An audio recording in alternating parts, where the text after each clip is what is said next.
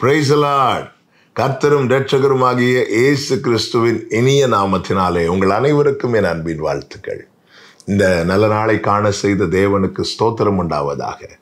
கடந்த நாட்கள் எல்லாம் கிருபையாய் பாதுகாத்த தேவன் இம்மட்டும் நம்மை நடத்தினவர் இந்த புதிய நாளை காண செய்திருக்கிறார். கர்த்தர் உங்களை பாதுகாத்து இந்த நாளை ஆசீர்வாதமாய் மாற்றி தருவாராக. 103வது சங்கீதம் 1-2 வசனங்கள். என் ஆத்துமாவே கர்த்தரை ஸ்தோத்திரி, என் முழு உள்ளமே அவருடைய பரிசுத்த நாமத்தை ஸ்தோத்திரி. என் ஆத்துமாவே கர்த்தரை ஸ்தோத்திரி, அவர் செய்த சகல உபகாரங்களையும் மறவாதே. கர்த்தருடைய பரிசுத்த நாமத்திற்கு மகிமை உண்டாவதாக. சங்கீதக்காரனாகிய தாவீது தன் ஆத்துமாவை பார்த்து சொல்லுகிறார், அவர் செய்த சகல உபகாரங்களையும் மறவாதே. பிரியமான கர்த்தருடைய பிள்ளைகளை, வேதம் சொல்லுகிறது நன்றி அறிதல் உள்ளவர்களாய் இருங்கள் என்று. கர்த்தர் செய்த உபகாரங்கள், கர்த்தர் செய்த உபகாரங்கள் கணக்குரைத்து எண்ணலாகுமோ? அது எண்ணி முடியாதது.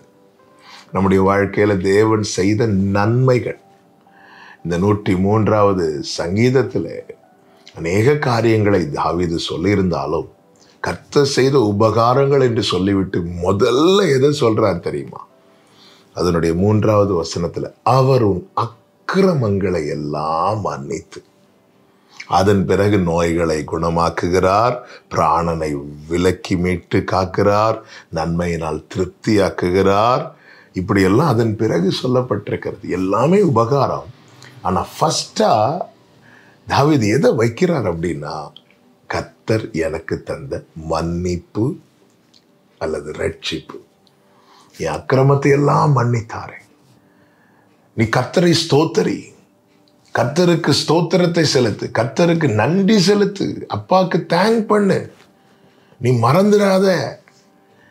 நன்மைகளின் பட்டியல் இடுங்கள் என்று சொல்லும்போது ரட்சிப்பை எத்தனை பேர் ஃபர்ஸ்ட் வைக்கிறோம்? என் பாவங்கள் எனக்கு மன்னிக்கப்பட்டிருக்கிறது, கர்த்தரின் அக்கிரமத்தை மன்னித்திருக்கிறார். இதை நம்ம ஃபர்ஸ்டா, இதை நம்ம பெருசா சொல்லுகிறோமா? பிரியமானவர்களே, இந்த ஆத்தும மீட்பு அது விலையேற பெற்றது. நாம் பாதாளத்தை நோக்கி பயணித்து கொண்டிருந்தவர்கள். பாவத்தின் சம்பளம் நம் மேல் இருந்தது. கர்த்தர் என்ன செய்தார் தெரியுமா? மன்னித்தார். அக்கிரமத்தை மன்னித்தார் என்றல்ல, அக்கிரமத்தை எல்லாம் மன்னித்தார். எல்லா அக்கிரமங்களையும் மன்னித்திருக்கிறார். எவ்வளவு பெரிய உபகாரம் பண்ணி இருக்கிறார். பரலோகத்துக்கு நமக்கும் எவ்விதத்திலும் தொடர்பே இல்லாதபடிக்கு நம் மேல் இருந்த அந்த அக்கிரமங்கள் அத்தனையும் இயேசு மன்னித்தார். பிராணனை அழிவுக்கு விலக்கினார், நன்மையினால் வாயை திருப்தியாக்கினார்.